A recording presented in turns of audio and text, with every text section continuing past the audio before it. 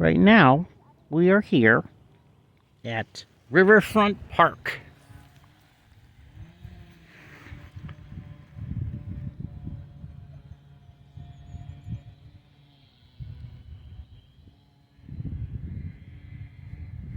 And I'd like to point out this tree here. This here is a Freemanii Maple. It's a hybrid cross between a silver maple and a red maple. It's planted a lot in urban areas the past 15-20 years because of its red fall color. And there's not a lot of things that have red fall color, and even less that have orange fall color. But it's a hybrid cross between the silver maple and the red maple. So it gets the red fall color of the red maple and not as brittle, flimsy growth. And it gets the drought tolerance, well, a little bit of drought tolerance and more I don't want to say alkaline, but yeah, alkaline-ish tolerance of the silver maple.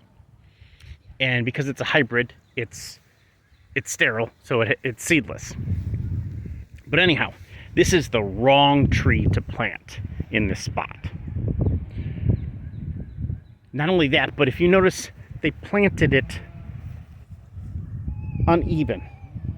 It was probably a ball and burlap plant, planted by people that were just laborers that didn't know anything or near anything about trees. And it was even mulched wrong. What should have been planted here is, if we look over here at the dirt. Now, see how this is heavy clay or heavy silty clay.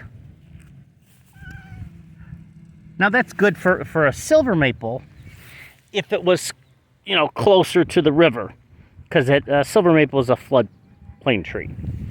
It's not good for a red maple because a red maple likes more acidic. And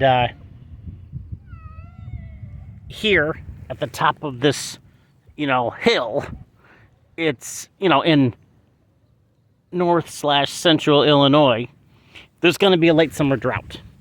And that's one of the reasons why red maples are not native to Kankakee County. What should have been planted here in this soil conditions and this lighting conditions would have been a bur oak. That would have been a nice tree to plant here. And probably what used to grow here before this was developed was probably northern red oak and white oak.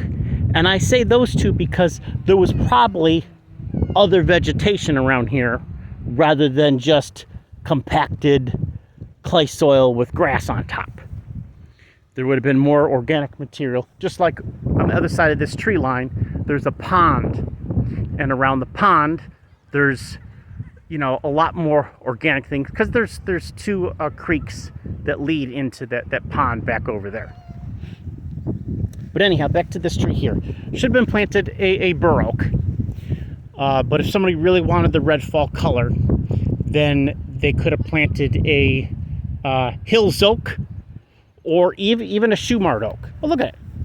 So it's lopsided. Now, because it does have a double leader, it can be corrected, and you see it's kind of trying to correct itself. But if you didn't want that, a sugar maple probably would have been a little bit better than a Freemanii maple. And in fact, back over there's a whole bunch of sugar maple. There's sugar maple and basswood. And actually, growing up, the first blue beech I ever found growing up was back there, along the ravine area. And I think it was the first American hornbeam and hop hornbeam I ever found back there. Those would be good ones. But, you know, of course, I think there's a sycamore over there. And, of course, there's white oak and red oak. And if not a bur oak, then maybe even a swamp white oak would go here. You know, because it can handle the heavier soil. But, of course, a swamp white oak would be better on lower property, probably closer to the river, if need be. But there is a little bit of a ridge down there. And because I know it's a lot of limestone, on the peak of a ridge, best would be a chinkapin oak.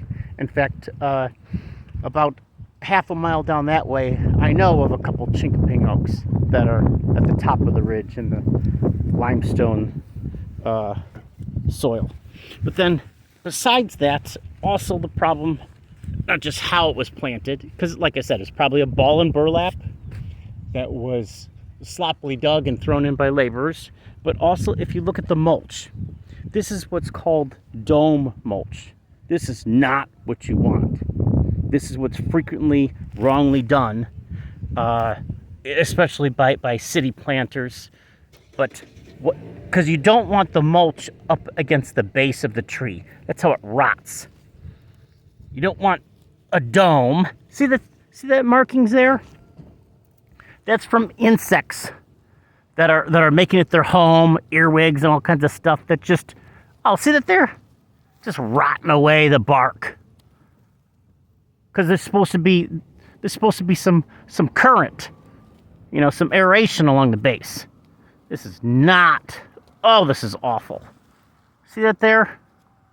You're just setting the tree up for failure. All this needs to be pulled back. This is about the right amount of mulch you need, but it should be domed up,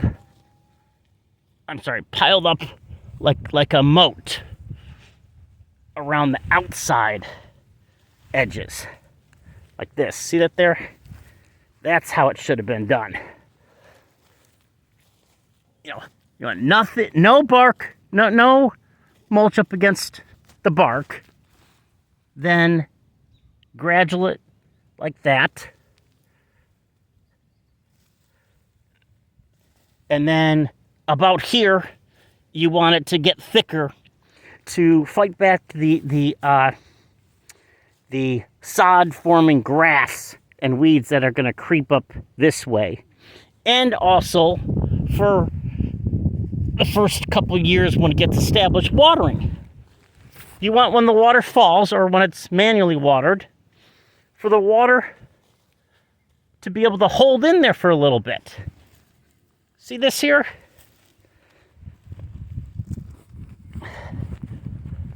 This is how it should be done.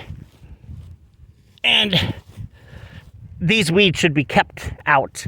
And sometimes it's good to put either a long-term weed barrier, just from like start here to here all around, or if you're going to have it up to the base, you got to make sure you have someone to come back and cut it as the tree widens. Or you could have put a slowly degrading one, like some of those mesh ones that they have. Or I like to use cardboard. Put cardboard down and to suppress the grass and weeds from coming up through the mulch. And it'll gradually decompose. But the main purpose for mulching is to fight the grass while the tree gets established. It's obviously established now, even though it was crappily planted. And if you had a backhoe or the right people here, you could fix it. Though you might want to just, at this point, leave it as it is and just train it, because it will eventually fix how it's planted wrong. And it gets to the point where it's a balance, and whether you replant it, but it gets stunted, so it has to recover, or you leave it as it is and let it recover itself. But also, one of the bad things about red maple is that it's not, an open savanna tree. It's a forest woodland tree that's used to growing with other plants. So it doesn't have a problem with having thin bark. You know, a silver maple will gradually get thick bark because it's a floodplain tree, not really a forest woodland tree. But this, because it has thin bark, well, this is the hybrid between red and silver, but it's still got relatively thin bark. And because it might have gotten damaged when it was planted, but also the sun coming this way, hitting it in the winter, this should have been wrapped. First couple years, at least, it should have been wrapped to protect it, because in the winter, when it's really cold, and then you have bright sun on the bark, the temperature difference cracks it, and has led to insects and disease coming in. That's why there's some broken branches, or some dying back branches, because a trunk of a tree is like one straw inside another straw. The outside of the straw brings the nutrients up to the top. The inside of the straw brings nutrients from the leaves down the bottom. I got that reversed. But anyhow, the outside of the tree is alive, not the inside. So that cadmium bark right under the outer layer is really important. But from here all the way to here, it's dead. So that's 2/5 of this double straw that feeds the tree up and down is dead. That's not good. And of course, if you would have planted a thick-barked bur oak, there's no way this kind of thing would have happened. And if you would have planted a hills oak that's used to growing in open, exposed areas like this, it wouldn't have happened. But that's because you planted the wrong tree in the wrong spot. See, this is there. Yeah, the insects are just feeding up on it. And also, it couldn't just be because of that. It also could be because it's stressed, because it's the wrong tree in the wrong spot. Because when that occurs, trees have a defense mechanism that when they're stressed, they send out these pheromones from the leaves to attract insects to come pick it off, come take it out of its misery. That's why the native, I forget the beetle out west that are hitting the white pines, it's extending farther up higher altitudes of the Rocky Mountains because of global warming. So I think it's the was it white bark pine? No, not white bark pine. Yeah, the white bark pine. Because the stress is hitting the trees towards the top of, or higher altitudes of the mountains, the death rate is going up because the beetles, are being attracted because it's warmer, because they can make it through the winter, and there's food up there. So anyhow, that's where I first learned about the pheromones. That and pines that are dying in the Mexican mountains. There was a documentary I saw and learned about that. But that's something that people need to understand, that there's less likely to have a disease if the plant is not stressed, and less likely for the plant not to be stressed if you plant the right plant, tree, shrub, whatever, in the right spot. So like there's a retired landscaper that was trying to tell me that he doesn't like to plant red Acer dogwood because it always gets scale. Well, it always gets scale because the places that it's planted is in the wrong spots. If you plant, red Acer dogwood is more for farther north, that doesn't have the prairie, late summer drought. So you can handle this cold hardiness zone, but there's a difference between the heat zone of a plant and the cold hardiness zone of a plant. And red Acer dogwood is not used to this heat zone, so it gets stressed out in late summer drought, and it attracts scale and picks it off.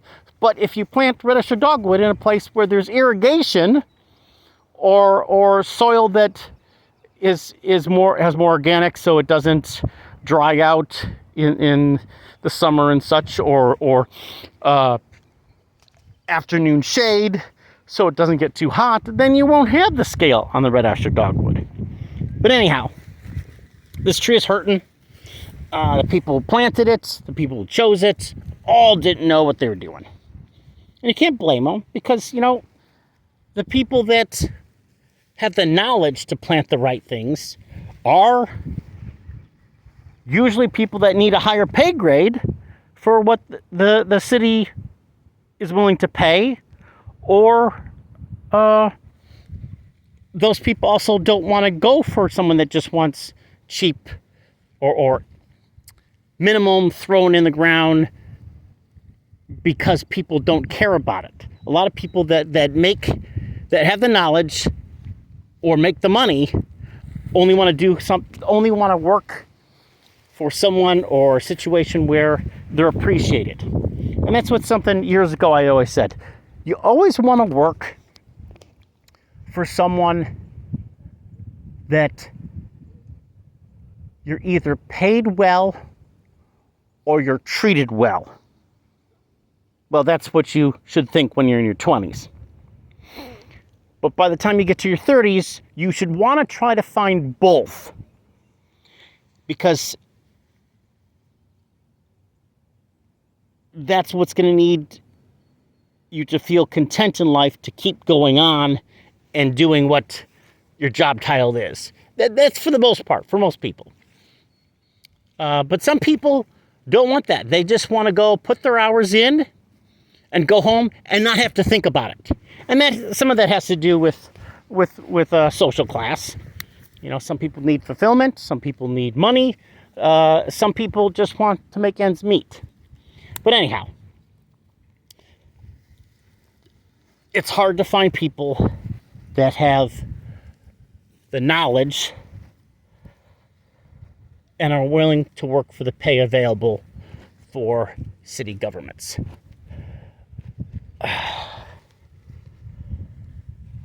I would have been high as a kite just to be asked about what trees should be planted here. Hey, Carl, what trees do you think we should put over there? You know, even if I wasn't paid for it at all, just the idea of if I were to be asked, I would be flattered and high as a kite to get to talk about it and show people or tell people and maybe even get to show some people that wanted to learn or kids on a school that were, you know, thinking about nature and ecology and trying to figure out what they wanted to do in the world. That would have been a great thrill to me to get to do that. And there was a time I was trying to get something like that going up at Peatone, but that's not what they were looking to recruit me for. They just wanted, well, that's a different story. But anyhow, see how when I'm working here? This is what, 4 foot wide? Usually when I plant a tree, I just automatically do at least a 3 foot wide, 3 foot diameter circle around it with no sod, no weeds, just mulch. This is 4 foot because, you know, it's a bigger tree, but this is how it should look. See what I'm doing here? And because it's on a hill or a slope, this side, of course, is going to have to be higher. You know, because you want the water, when you water it, to evenly go around. You don't want it to just flow to one side. Well, usually. Sometimes there's reasons that you would want the water to go to one side. Say, for example, there's concrete underneath part of the sod, or you want to discourage the tree's roots from going in a certain direction. You know, there's situations that happens. You know, you can't say everything should always be like this or like that.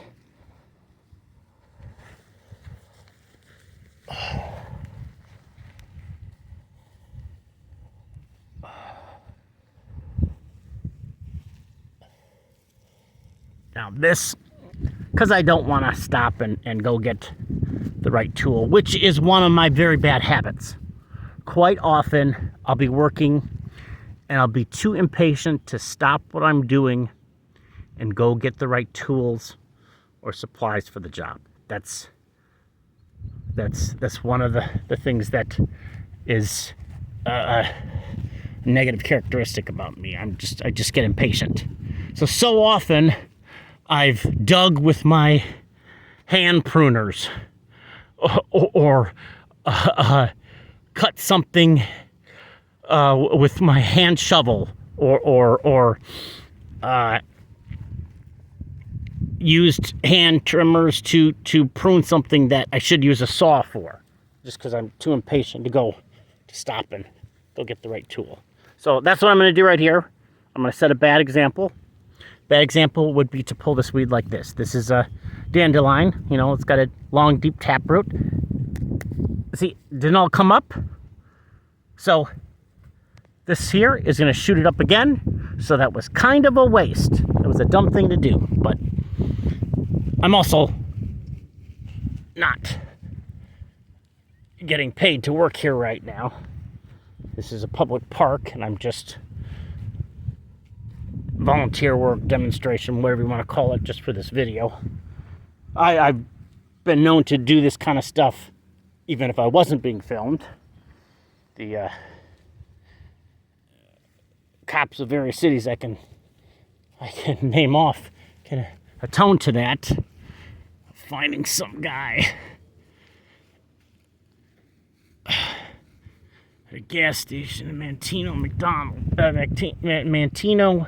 Casey's, pulling weeds at the base of Kentucky coffee trees. Next thing you know, there's cops all around me wondering what the hell I'm doing at 11 o'clock at night. But, you know, that's the type of thing that people would not be surprised at me doing. That's part of my personality. And it has to do with what matters to me and such. Okay. Out there, that's what it's supposed to look like. Okay. Now, if this was somebody's yard and I was working for them, I wouldn't do it like this. I would get a tape measure or a ruler and I would measure the proper 2.5 feet around and make it a perfect round circle. That's what I would do. But I'm doing this one-handed when I'm supposed to just be here for a walk with my cat.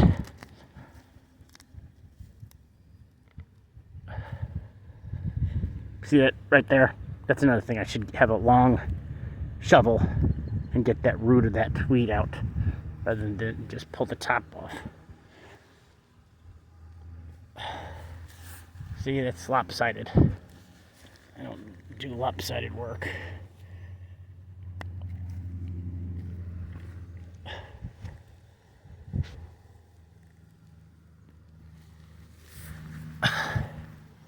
Now,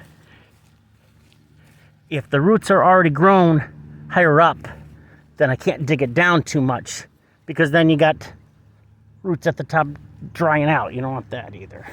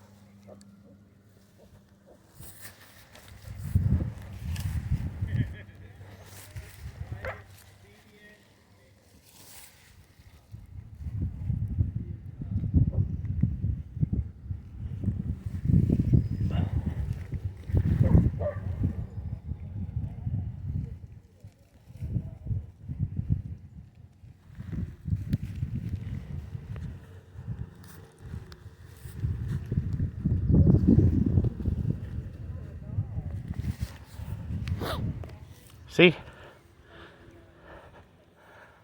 That's how it should look. Nice moat tire mulch style here. So that's moat ring tire, whatever you want to call it, style mulching. And this style is what it before was, and this is called dome mulching. Dome mulching, bad. Moat mulching, good. Okay, where's my cat?